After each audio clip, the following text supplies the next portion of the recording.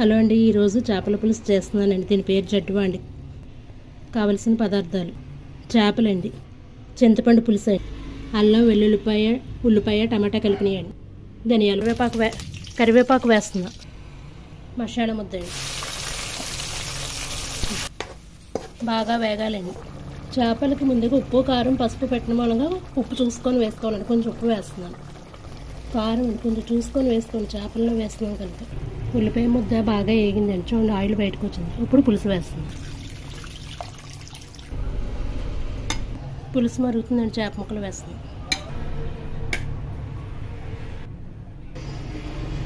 అది చేపలు ఎక్కువగా తీసుకోవడం వల్ల హెల్త్కి చాలా మంచిదండి.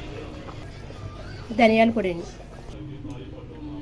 ఇంకొంచెం చేపల పులుసు రెడీ అయ్యిందండి.